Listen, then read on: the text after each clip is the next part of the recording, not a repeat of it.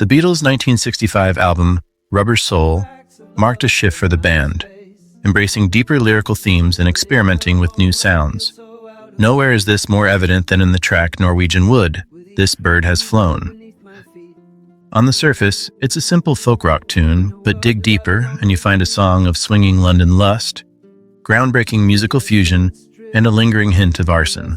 John Lennon, the song's primary writer, was blunt about the inspiration. "I was trying to write about an affair without letting me wife know I was writing about an affair." And this also wasn't the doe-eyed girl next door of early Beatles hits. The woman in Norwegian Wood is independent and worldly.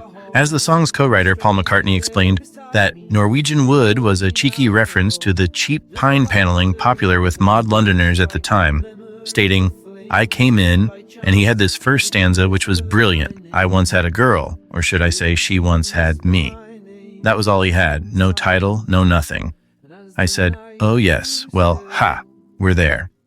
And it wrote itself. Once you've got the great idea, they do tend to write themselves, providing you know how to write songs. So I picked it up at the second verse. It's a story. It's him trying to pull a bird.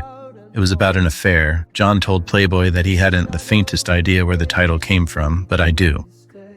Peter Usher had his room done out in wood. A lot of people were decorating their places in wood. Norwegian Wood. It was pine, really, cheap pine. But it's not as good a title. Cheap pine, baby. Norwegian Wood wasn't just lyrically adventurous, it was sonically groundbreaking. George Harrison, recently smitten with Indian music, introduces a sitar. George had just got the sitar, and I said, "Could you play this piece?" Lennon recalled. And according to the Beatles' official website, this marked the first time a sitar appeared on a rock song. George's attempt at playing the new instrument was still rather rudimentary, but its exotic sound perfectly matched the song's atmosphere.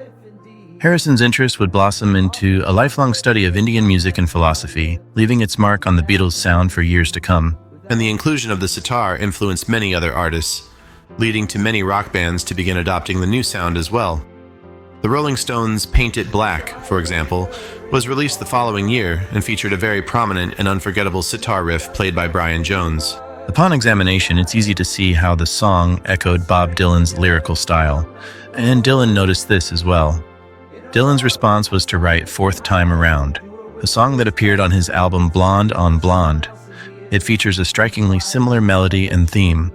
Lennon was initially annoyed by this. "I was very paranoid about that," he admitted.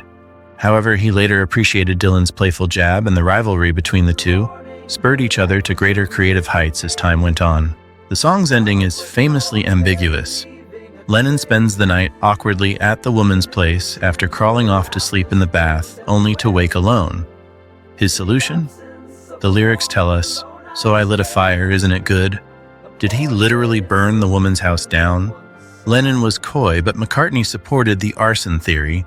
It's this twist of revenge, or perhaps just wry commentary, that adds a dark edge to the song. Norwegian Wood remains a captivating enigma.